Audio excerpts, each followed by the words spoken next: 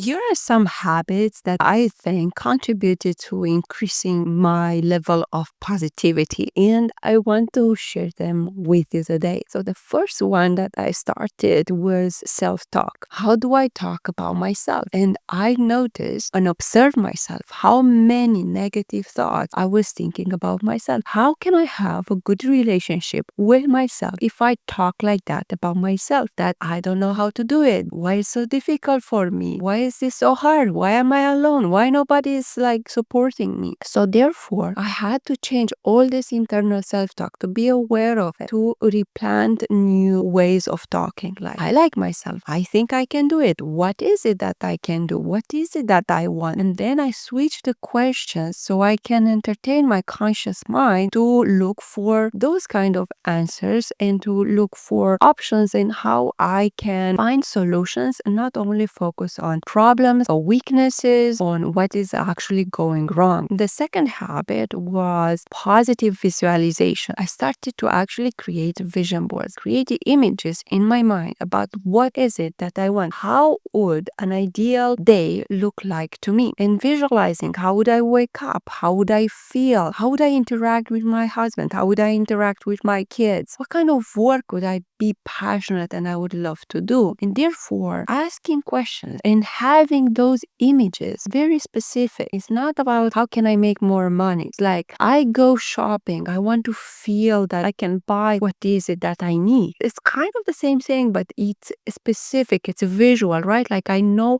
I am focusing not on what is the price. I'm focusing on what is it that I want, what's the good quality, what is good for my health, what is good for my relationships. So positive visualization is a powerful habit to play how do you want your life to be in a very specific way. The third habit was to be very careful about what kind of people that I interact with or let them into my life. Even if there are people on the internet, whose content do I consume? Are my values aligned with them? Do they have like I feel better after consuming their content? Or does it feel I feel drained? I don't feel like myself. The habit of curating the kind of people I interact in real life, in the online as well, because it's part of our environment nowadays as well. The fourth habit is protein for the mind. And when I feed my mind with new ideas by reading a book, you get this release of endorphins, and it's called the happiness hormone. So what happens is like I feel so excited when I get like a new idea or I found like a good book that allows me to expand my thinking or to understand better relationship, to understand better the world. I'm usually reading like an hour in the evening before going to sleep. I'm reading with my kids. Sometimes I'm reading to them as well because they don't want to read certain types of books, but they are like really willing to listen. I think reading for me was a life-changing habit and is adding more and more to my life. The fifth habit was embracing my full personality. So it means that I don't say certain things about me, like I'm too sensitive, I'm not organized, I'm not good at that. I actually think I haven't opened myself to that kind of experience or adventure. And therefore, I know that if I'm with intention, I can be very organized, I can be playful, I can be empathic, I can have my own opinion, and I can stay chill and reflect, visualize things. So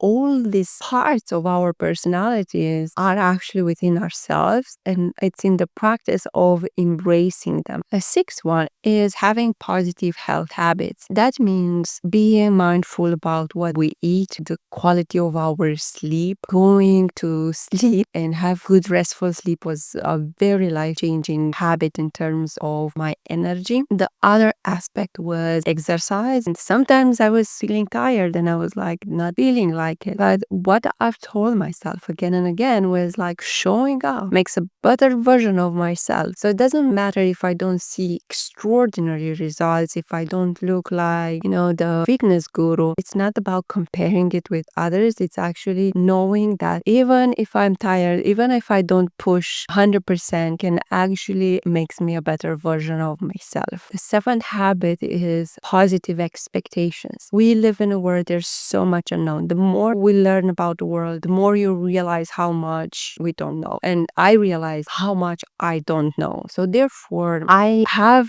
set this pattern of having positive expectations that I can figure it out. And everything I need to know is actually revealed to me at the right time. I developed this habit of expecting that it's going to be okay. We are going to solve it. And sometimes we need to have enough patience for the solution to be revealed. So having positive expectations from life, from events, but also having positive expectations from yourself that you are going to achieve your goals. So the idea is when you expect good things to happen, you will be surprised they are happening at times it even happens better than you would expect. Thank you so much for watching. So what is one habit that you really needed to hear today and that you want to make it a priority for yourself?